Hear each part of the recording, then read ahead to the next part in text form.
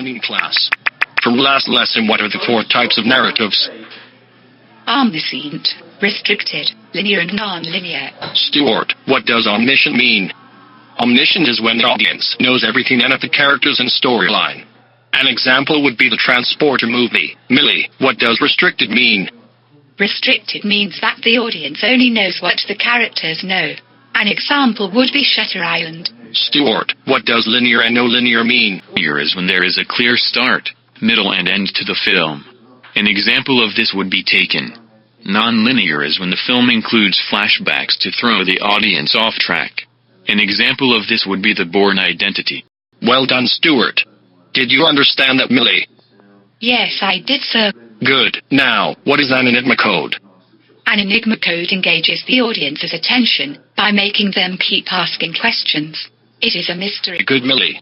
Stuart, what is a common asked question that you associate with the Enigma code? Who is the murderer?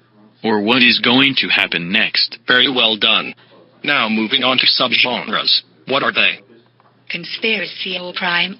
Psychological, religious, political or techno. Mystery, disaster, action and supernatural. Stuart, choose a subgenre. Explain what it is and an example of a thriller. A psychological thriller is usually based upon a character with an unstable mind. An example of this is the butterfly effect. This is because the main character goes back in time to change his past and the girl's past that he knows, which changes the present day to something it shouldn't. Millie, your turn. A supernatural thriller includes a main character with superhuman powers that either save mankind or have an effect on the lives of people. An example would be The Others. This is because Nicole Kidman is leading a life that she believes though it's real, but she is actually a ghost, but is only revealed nearer to the end of the film. Okay, good. Stuart. The religious thriller is usually centered around a Catholic Church and the Pope. An example would be Angels and Demons.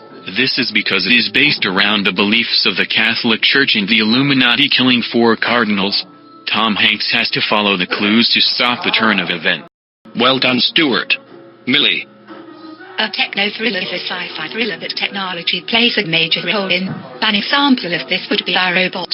This is where Will Smith and a robot turn against the supercomputer that wants to control the human race. Very good, Millie. Stuart. A political thriller is based around the government and the prevention of war. An example of this would be V for V. This is because it is set in London, where V is trying to start a revolution and overthrow the government for the freedom of the people. Excellent. Millie. A conspiracy thriller is set around a powerful organization with a double agent that plans to take it down from the inside. An example would be Inception. This is because it is about a powerful organization that plants ideas into people's heads, affecting them in the real world. Very good. Stuart.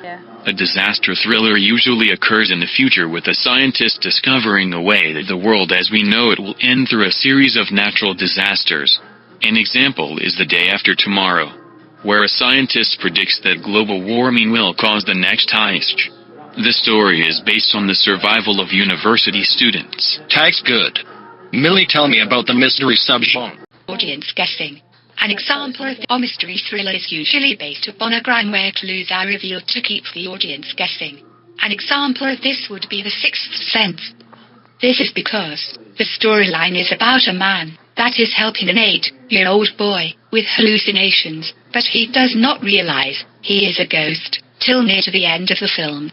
This means it is a constant mystery for the audience and keeps the audience guessing. That was a good description, Millie.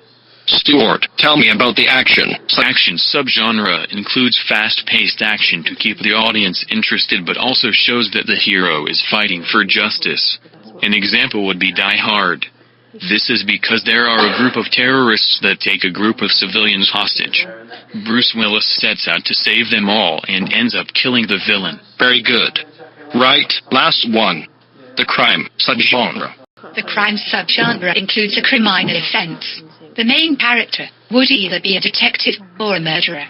An example of this is Seven. This is because it is based around the police investigating murders committed by a psycho case killer that is trying to prove that people commit the 7 deadly sins. Brad Pitt and Morgan Freeman are the main detectives investigating the case. Yeah, I'm so proud of you guys.